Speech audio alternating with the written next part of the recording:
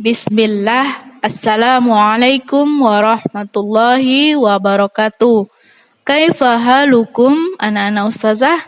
Insyaallah anak-anak ustazah selalu dalam keadaan sehat dan semangat serta selalu dilindungi oleh Allah Subhanahu wa taala. Pembelajaran kita kali ini yaitu tema 2, menyayangi tumbuhan dan hewan. Kemudian subtema 1, manfaat tumbuhan bagi kehidupan manusia. Baik, sebelum dilanjutkan ke videonya, anak-anak ustazah jangan lupa membaca basmalah. Semoga pembelajarannya dapat terserap dengan baik. Arti lambang pada lambang negara Garuda Pancasila dan dapat menceritakan arti gambar pada lambang negara Garuda Pancasila. Sejarah lambang negara Indonesia.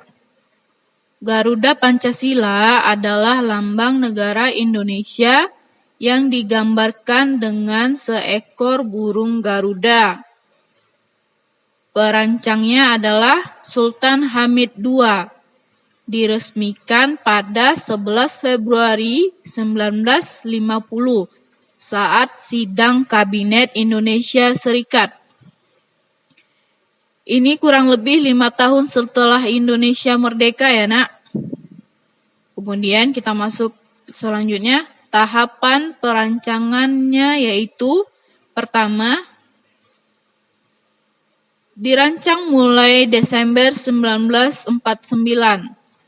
Kemudian pada 10 Januari 1950 dibentuk Panitia Lencana Negara yang bertugas menyeleksi usulan lambang negara yang masuk. Dari berbagai usulan yang masuk, karya Sultan Hamid II yang diterima. Sultan Hamid II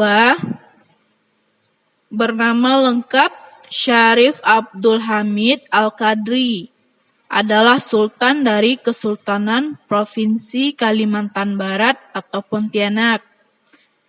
Beliau pernah menjabat sebagai gubernur dan juga Menteri Negara Zonder Portofolio pada era Republik Indonesia Serikat atau RIS. Kemudian pada bulan Maret 1950, jadilah lambang Garuda seperti yang kita kenal sekarang. Anak-anak boleh lihat di rumah atau di sekolahnya ya nak. Lambang negara kita, Garuda Indonesia.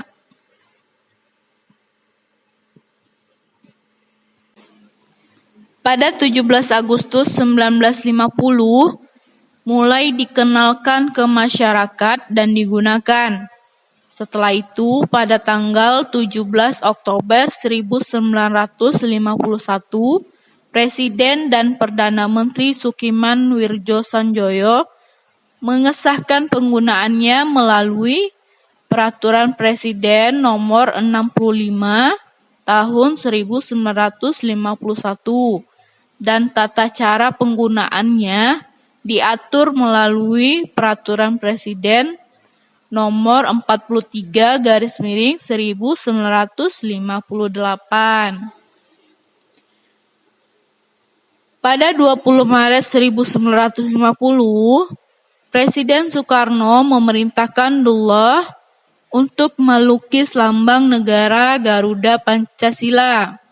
Saat itu belum memiliki jambul. Coba anak-anak ustazah lihat ya, burung Garudanya, burung Garuda yang atau lambang negara yang ada saat ini. Ada jambulnya ya. Pada zaman dahulu belum ada jambulnya.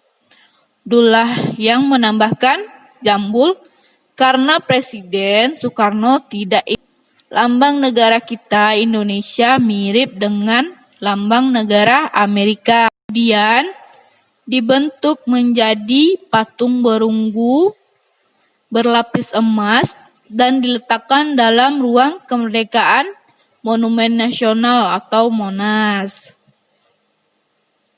Kemudian Garuda Pancasila sebagai nama resmi lambang negara Indonesia disahkan pada 18 Agustus tahun 2000 melalui amandemen kedua Undang-Undang 1945. Kita masuk kepada makna simbol-simbol lambang Pancasila. Yang pertama, burung Garuda menggambarkan kekuatan dan kekuasaan. Yang kedua, warna emas melambangkan kejayaan. Yang ketiga, warna merah putih melambangkan warna bendera Indonesia. Merah berarti berani, putih berarti suci. Kemudian yang keempat, garis hitam tebal yang melintang di dalam perisai melambangkan wilayah Indonesia yang dilintasi garis khatulistiwa. Yang kelima, jumlah bulu melambangkan hari proklamasi kemerdekaan Indonesia, yaitu pada tanggal 17 Agustus atau bulan 8 tahun 1945. Perinciannya yaitu jumlah bulu pada masing-masing sayap berjumlah 17, yaitu tanggal kemerdekaan kita. Kemudian jumlah bulu pada ekor berjumlah 8, menandakan bulan Agustus. Kemudian jumlah bulu di bawah perisai atau pangkal ekor berjumlah 19. Itu tahunnya ya, Nak. Kemudian jumlah bulu pada leher berjumlah 45. Itu tahunnya juga 1945. Kemudian yang keenam, pita yang dicengkram oleh burung Garuda bertuliskan semboyan negara Indonesia, yaitu Bhinneka Tunggal Ika. Siapa yang tahu artinya? Ya, Bhinneka Tunggal Ika yang berarti walaupun berbeda-beda tetap satu. Kemudian tameng bermakna benteng ketahanan filosofis 5 dasar Pancasila. Di dalam tameng ini terdapat 5 dasar Pancasila atau Pancasila. Wawancara, ada anak-anak ustazah yang tahu? Wawancara termasuk salah satu cara untuk mendapatkan data informasi yang akurat dari narasumber. Langkah-langkahnya yaitu, yang pertama, menentukan topik pembicaraan. Oke, yang kedua, memilih narasumber. Yang ketiga, menentukan informasi yang dibutuhkan, yaitu dengan rumus 5W1H. Apa itu 5W1H? 5W1H-nya yaitu what, artinya apa, who, siapa, where, di mana, when, kapan, why, kenapa, dan hanya adalah how, bagaimana. Atau dikenal juga dengan adik Simba. Apa, di mana, kapan, siapa, mengapa, bagaimana. Kemudian yang keempat, membuat dan menyusun atau mengurutkan pertanyaan dari yang mudah ke yang lebih sulit. Dari masalah yang kurang penting ke masalah yang penting. Teks informatif adalah jenis teks yang menyajikan berita faktual yang di dalamnya terdapat informasi-informasi. Susunan teks informasi yaitu pertama, judul. Yang kedua, pendahuluan atau pernyataan umum. Yang ketiga, isi.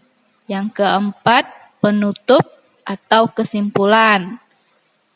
Berikut adalah contoh teks informatif. Anak-anak bisa lihat ya nak, dan dipahami.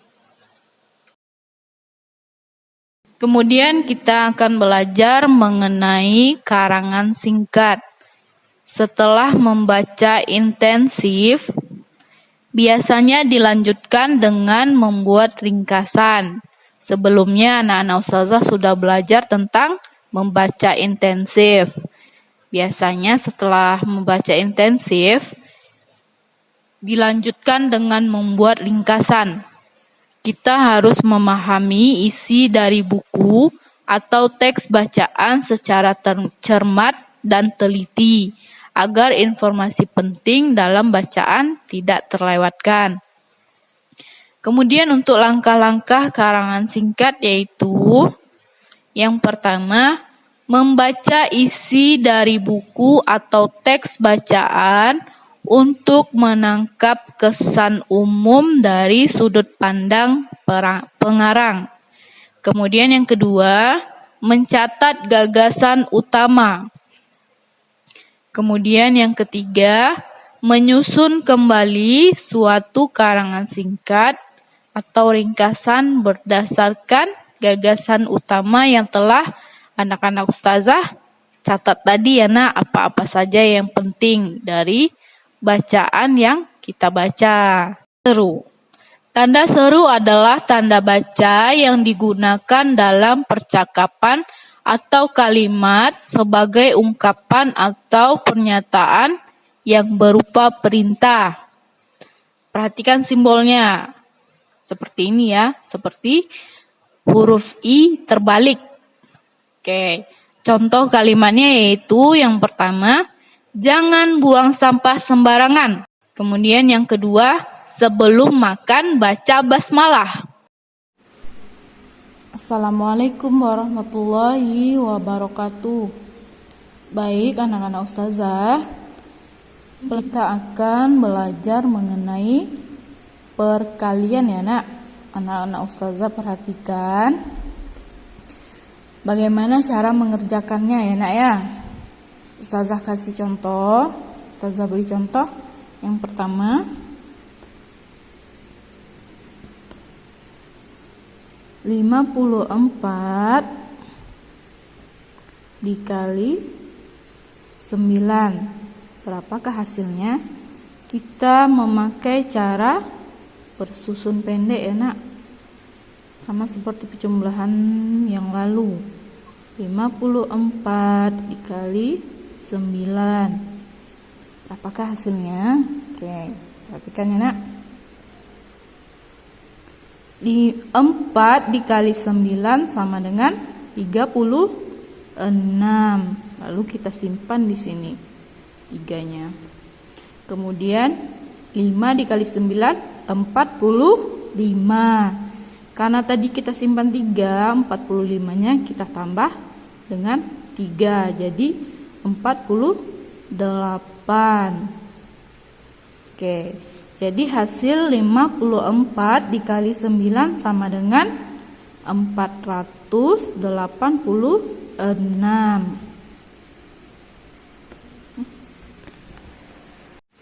Baik, sekarang kita masuk contoh kedua ya nak. Contoh kedua yaitu berapakah hasil dari 36 dikali 15. Sama, kita gunakan juga cara bersusun pendek. 36 dikali 15 dikali. Baik, perhatikan. 6 satuannya kita kalikan dengan satuan ini dulu. 6 dikali 5 sama dengan 30. Kita simpan di sini 3-nya. Kemudian puluhan ini kita kalikan dengan satuan ini. 3 dikali 5 sama dengan 15. Karena tadi kita udah menyimpan sebelumnya angka 3-nya, kita tambahkan ke 15 ini. Jadinya 18. Kemudian yang ini lagi kita kerjakan. 6 dikali 1 sama dengan 6. Kemudian 1 dikali 3 sama dengan 3.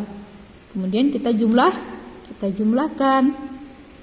0 kita turunkan saja. 8 ditambah 6 sama dengan 14. Satunya kita simpan di sini.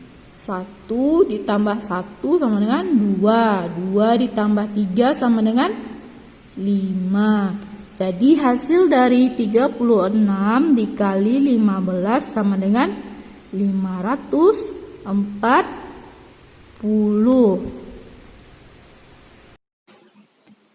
Demikian pembelajaran kita kali ini. Terima kasih bagi anak-anak Ustazah yang sudah menonton dan menyimak video yang telah Ustazah berikan. Jangan lupa untuk tekan tombol subscribe, like, komen, dan share. Assalamualaikum warahmatullahi wabarakatuh.